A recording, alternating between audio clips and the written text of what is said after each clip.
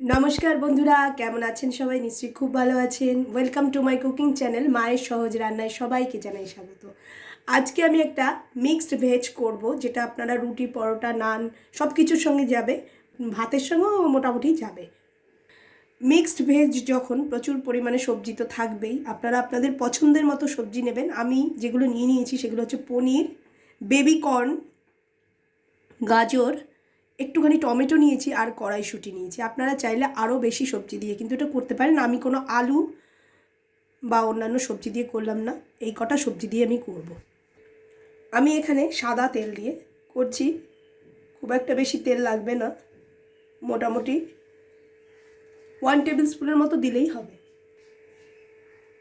গোটা জিরে আমি ফোড়ন দিচ্ছি, চিলি ফ্লেক্স একটুখানি দিয়ে দিলাম। এখানে আদা, পেঁয়াজ, রসুন, কাঁচা লঙ্কা আর হলুদ, কাঁচা হলুদ আমি বেটে রেখে দিয়েছি, সেটা আমি দিয়ে দিলাম। আমি একটু নুন দিয়ে দেবো।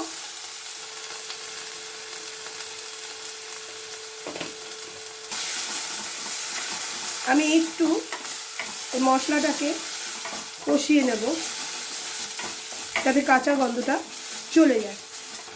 দেখুন মোটামুটি কষানো হয়ে গেছে, তেল ছেড়ে যাচ্ছে। এবার আমি একটুখানি চিনি দিয়ে দেবো, এটা একটু মিষ্টি মিষ্টি হলে ভালো লাগবে। আপনারা চাইলে কিন্তু এখানে রসুন পেঁয়াজটা অফ করে দিতে পারেন, আমার রান্নাতে একটু দিয়ে দিলাম, ভালো লাগবে খেতে। আমি এখানে ছোটো চামচে এই 1.5 চামচের মতো দিলাম।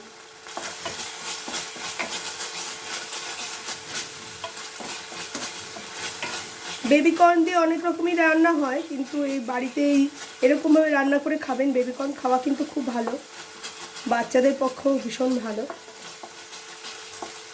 এইবারে আমি দিয়ে দেবো একটুখানি তিল। তিলটাকে আপনারা গুঁড়ো করেও দিতে পারেন, আমি গোটা গোটা দিলাম, 1 চামচের মতো দিয়ে দিলাম। তিলটা আমি আগের থেকে একটু তেলে রেখেছিলাম, মুখে পড়লে ভালো লাগবে তাই আমি কিন্তু বেটে দিলাম না।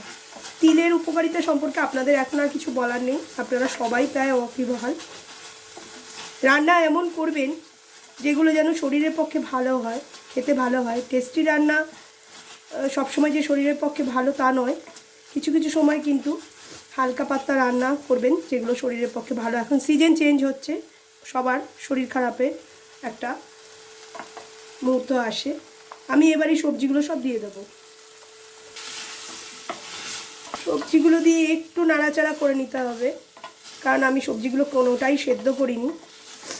পনিরটাও আলাদা করে আমি ভাজলাম না।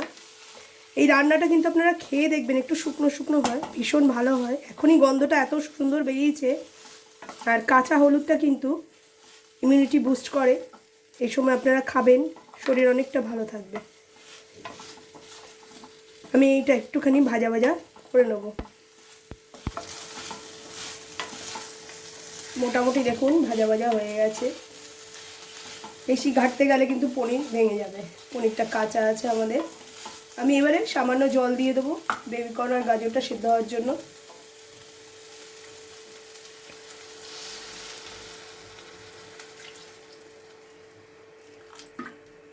আমি বেশি জল দিলাম না, এটা একটু গা মাখা তরকারি হবে, রুটি পরোটার সঙ্গে খেতে ভালো লাগবে এটা। আমি এবারে একটু ঢেকে দেবো আর একটু নুন দিয়ে দেবো।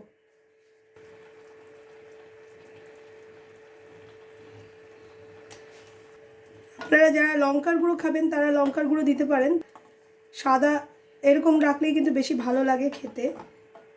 আর যেহেতু চিলি ফ্লেক্স দিয়েছি আর কাঁচা লঙ্কা দিয়েছি, শেষের দিকে একটু গোলমরিচ গুঁড়ো বা অন্য কিছু দিয়ে দিলেও হবে।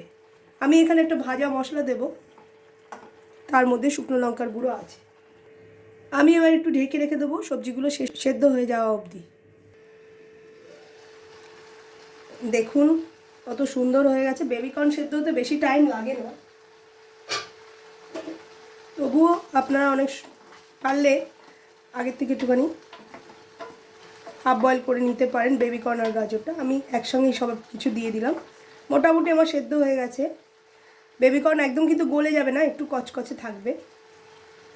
আমি এখানে একটা ভাজা মশলা দিচ্ছি, এর মধ্যে ধনে, জিরে, শুকনো লঙ্কা আর তেজপাতা আর গোলমরিচ দেওয়া রয়েছে। আমি এই জন্যই কিন্তু আর কোনো লঙ্কার গুঁড়ো বা কিছু দিলাম না, এটা যথেষ্ট ঝাল। এই ঝাল মিষ্টি এই রান্নাটা আপনারা করে দেখবেন, খুব ভালো লাগে। এটা কিন্তু পোলাওয়ের সঙ্গে ভীষণ ভালো লাগে। আমি গ্যাসটা বন্ধ করে দিচ্ছি, আমার রান্না একদম কমপ্লিট হয়ে গেছে। আজকে রেসিপিটা আপনাদের কেমন লাগলো আপনারা কিন্তু অবশ্যই কমেন্ট করে জানাবেন। ভালো লাগলে লাইক করবেন, সাবস্ক্রাইব করে দেবেন আপনারা। এবারে আমি একটুখানি স্ট্যান্ডিং টাইম দেব, তারপর আমি নামিয়ে নেব। আমরা তৈরি করে দিলাম বেবি কর্ন আর তিল দিয়ে একটি সুন্দর রেসিপি।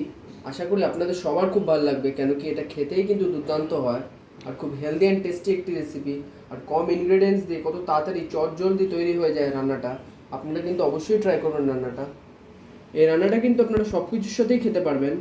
আর রান্নাটা ভালো লাগলে অবশ্যই আমাদের ভিডিওটাকে লাইক করবেন, বেশি বেশি করে কমেন্ট করবেন, আর বন্ধুবান্ধব আর রিলেটিভসদের সাথে বেশি বেশি করে শেয়ার করবেন। আর এখনও যারা চ্যানেলটাকে সাবস্ক্রাইব করেননি তারা সাবস্ক্রাইব করে দেবেন, অল বাটনটি প্রেস করে দেবেন। আর আমাদের একটা ফেসবুক পেজ আছে মায়ের সহজ রান্না বলে, যারা এখনও ফলো করেননি অবশ্যই ফলো করে দেবেন। ধন্যবাদ।